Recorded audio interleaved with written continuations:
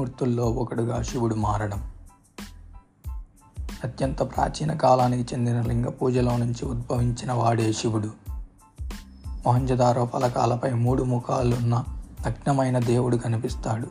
నెత్తిపై దున్నపోతు కొమ్మలున్న ఇతడే శివునికి మూల రూపమై ఉంటాడు. అయితే ఈ 3 ముఖాల దేవుడే అనంతర హిందూ మతంలోని త్రిమూర్తుల అవతరణకి కారణమై ఉంటాడని నేను భావిస్తున్నాను. ఆటవిక తెగల పూజా విధానానికి చెందినవాడే శివుడు. ఇతడు నటరాజు, నాట్యం చేస్తాడు. ఆటవిక సమాజానికి చెందిన మాంత్రిక వైద్యుడే శివుడు. ఈ మాంత్రిక వైద్యుని యొక్క నాట్యమే శివుని నటరాజ తాండవంగా అనంతర హిందూ మత గ్రంథాల్లో చోటు చేసుకుంది.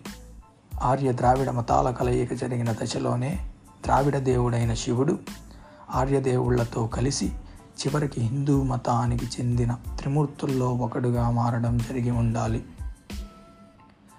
విభిన్న సంస్కృతులకు చెందిన ఆర్య అనార్య జాతులు సమ్మిశ్రితమైనప్పుడే ఈ 2 జాతులకు చెందిన మతాలు, ఆ మతాల దేవుళ్ళు త్రిమూర్తులుగా అవతరించడానికి, వైదిక మతం హిందూ మతంగా పరిణామం చెందడానికి అవకాశం ఉంటుంది.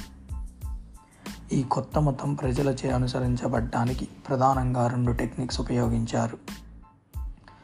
అందులో మొదటిది స్త్రీ పురుష దేవతల్ని ఒకే ఆకారంగా కలిపివేయటం. రెండోది విభిన్న మతాలకు చెందిన సంకేతాలను మిశ్రమం చేసి ఒకే దేవుణ్ణి సృష్టించటం. మొదటి టెక్నిక్ ప్రకారం ఉనికిలోకి వచ్చిందే అర్ధనారీశ్వర రూపం. శివుడు సగం, పార్వతీ సగం ఆకార మిశ్రమం కాగా వచ్చిన శంకర రూపమే అర్ధనారీశ్వర రూపం. ఈ విధంగా ఈ స్త్రీ పురుష దేవతలని పెళ్లి చేయడం ద్వారా ఈ ఉభయ మతాలకి చెందిన ప్రజలు ఒకే దేవతా స్వరూపాన్ని పూజించడానికి వీలు కలిగింది. అర్ధనారీశ్వర రూపం.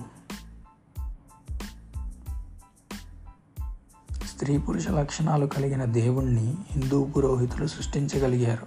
స్త్రీ పురుష లక్షణాలు ఉన్న వానపామును బయాలజీలో హెర్మాఫ్రోడైట్ అని పిలుస్తారు.